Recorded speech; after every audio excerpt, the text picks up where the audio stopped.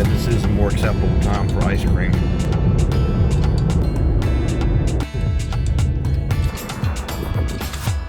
I'm deliberating what I want for my supper, but I do think I am going to have some ice cream.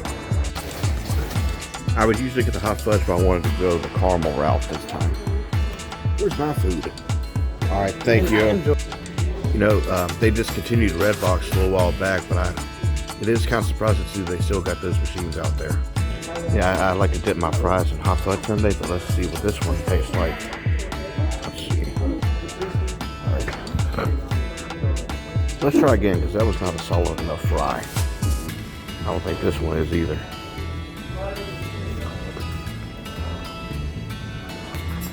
Not bad. As for ice cream straight up,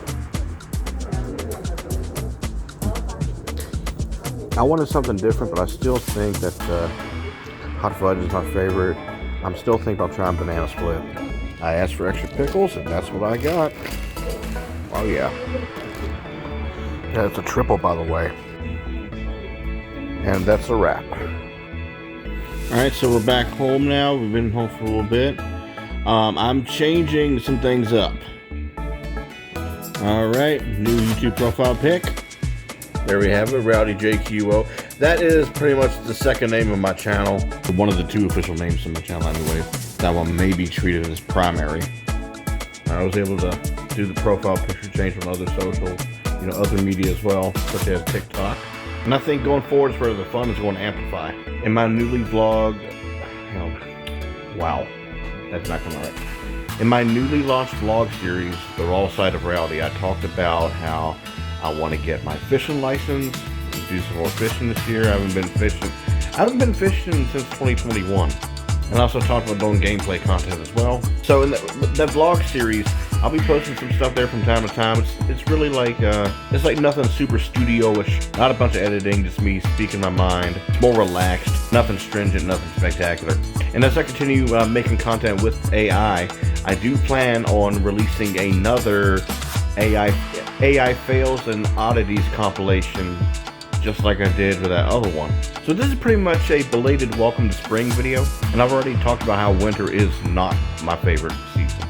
It might have been a favorite season when I was younger because it would keep me out of school. I could play video games or go sledding. Now what a storm Christmas 2009 was. It kept me out of school for about 2 weeks. I mean, like, the accumulation came like up to my thighs, man. It pushed summer break back by however many days, I don't know. The summer break before I started high school. Now the snow that we got from Winter Storm Fern this year, that was more than necessary. It got too cold to where my dashboard lights would come on. It wasn't a good time. We actually had some slip and slide activity from the month before when it was still fall technically. And I thought this whole time I was driving an all-wheel drive. It's actually, from what I was told by the oil place, it's a front-wheel drive. I'm like, oh, okay. But even then, a front-wheel drive is not invincible when it comes to snow. Neither would an all-wheel or four-wheel drive, whatever. And that one night I was getting off work second shift, and the drive down the interstate was okay, but getting on that one artery, that one road, let's just say I could not go anywhere near the speed limit. And even then, I was prone to a little bit of sliding. Now, typically, when you go deeper south, actually the farthest south as of this date that I've ever been was Knoxville, Tennessee. But like if you go to the deep south, where you typically don't get much snow, like when you do get some winter activity, you pretty much have to drive like how you would drive in the rain, like sensibly. Some people say something like drive as if you got Thanksgiving dinner sitting on the back seat or something. I'm gonna let you guys in a little something. I did talk about gameplay, so when I launch my BitLife project, I'm gonna be doing. Let me give you an idea. Okay, so I have some characters that I use on my Rowdy JQO content. Like Percy, Vivian, the mad scientist, Jarvis, Monroe. So one of the characters is going to have a BitLife series dedicated to the life and times that the character will be living in the BitLife universe. And I'll throw in some cool visuals and some other cool stuff for the sake of the storytelling.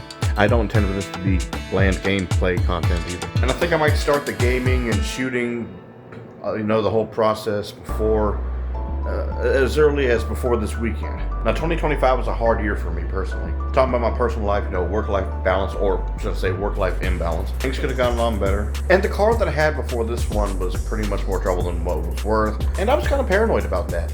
Even when I did have available recreation time, I was like, come on, man. You're gonna find yourself in a situation where you're broke down in the middle of nowhere. But right now, when it comes to driving, I will say that gas prices don't look very appealing at the moment, especially considering what's going on in the Middle East and Iran right now, Strait of Hormuz. I do want oil prices to get lower, but to be humane, I want to say that I hope the situation in Iran doesn't become a forever war that the U.S. is involved in, and I doubt it will. I was kind of hoping that the situation would play out like 1989 Romania, Bucharest, where even the military, you know, with their tanks, are standing alongside the protesters. But obviously things happen differently. And I would like to see Crown Prince Reza Pahlavi's transitional government take over and replace these 47-year-old regime of terror. See the Iranian people reclaim and rebuild their lives and see the country become America's ally again. Kind of going down a rabbit hole in a moment, but not just gas prices, but the cost of living, I would like to see that go down. Ideally, I would like for things to go back to how they were like when I was a kid in the 2000s. I mean, times were simpler then. I mean, like, obviously we're not going to collectively ditch our smartphones for the old Nokias, you know, those brick phones that just don't ever seem to break, or you know, the old style flip phones. We're just not going to master time travel anyway either. But things are so much better than, like, not too polarized and weird.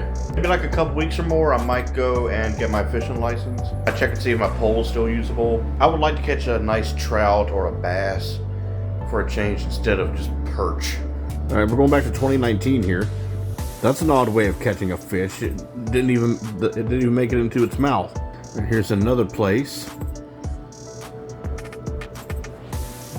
And another place. This was believed to be a pregnant perch. I caught a nice handful of them that particular day. Look at that one. That one was a little bit of a challenge, if I remember correctly. Putting up a little bit of a fight. Wait, I think that's the same one of that Prego one. Me fishing at Lake Moomal. Yeah.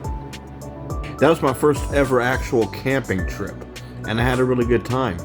I don't think I caught any that evening in particular. But yeah, here we go. Yeah. If my memory serves me well, I was using that gulp fake bait. I was still 23 at the time. It was all 2019 by the way. Now, one time I was at this place called Elkhorn Lake, and I saw there were some big fish, you know, like going towards the bottom of the. I don't know what I was thinking trying to go after them, because if it was like, you know, of a certain length, certain size, to where I had to keep it, I didn't have anything proper to store it in, and where I was sure where the bait would be visible for the fish. Even when the bait was colorful and everything, that particular fish would not have anything to do with it. That's how I come to learn about carp. They're bottom feeders. But when I resume fishing, I want to do some research and get an idea of what all the possibilities I could be up against. There's bait out there for a specific fish. Back in 2006, I was fishing with my dad, and there was this one that got on my hook, and well, my dad knows that I was actually struggling with it. He wound up having to take over. It was, he said it was a 6-pound bass. And while shooting all this, I have remembered something else that happened with fishing in 2019. I was at this one place. I'm looking for the video. You guys might get a kick out of this. Gotta go back a lot. Right now, I'm at some old account TikToks. Here we are during COVID. Found it. My uncle captured me being stuck in the mud. I mean, you're going to see me struggle here trying to get out. Man, and it was a struggle too. The pair of shoes that I was wearing at the time, it was a loss. These are retired. That was the same day and same place I caught all that perch, including the big one and that one that was struggling. And all the other stuff I would like to do this spring, this summer. There's still some thinking to be done. Some things I just got to play by ear. Some things just might come by surprise. There's bound to be some good Rowdy JQO Quirky Orchard content coming out of these opportunities. But that or anything of the like better not be in store for me. Now that might be good for content wise, but I'm grateful that my situation wasn't any worse than that. I wasn't injured in any way. There are good times to be had down the road, and I hope to see you there. I'm going to go ahead and end the video here, do the final round of editing and blah blah blah. Call it a night. Alright, Rowdy Jefferson here, wishing y'all a good one. Take care.